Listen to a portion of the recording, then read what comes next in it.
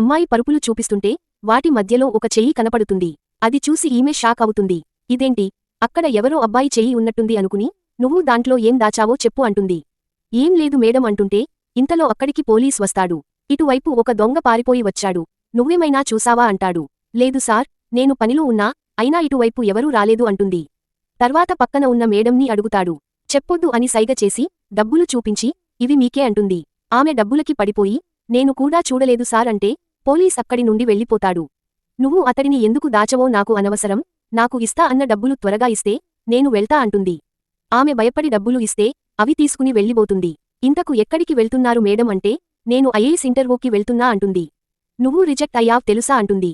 ఆమె షాక్ అవుతుంది. తర్వాత ఏం జరిగిందో చూసేముందు ట్రాక్టర్ కనిపెట్టకముందు పొలంలో దుక్కు దున్నటానికి ఏం వాడేవారో తెలిస్తే వీడియోకి లైక్ చేసి ఆన్సర్ని కామెంట్ పెట్టండి. చూద్దాం ఎంతమందికి పూర్వకాలం సంప్రదాయం గురించి తెలుసో అని. నీ ఇంటర్వ్యూ పూర్తి అయింది, ఇంక నువ్వు ఇంటికి వెళ్ళొచ్చు. నీలాంటి నీతి లేని వాళ్లు ఐఏఎస్లు అయితే సమాజం చెడిపోతుంది అని తిడుతుంది.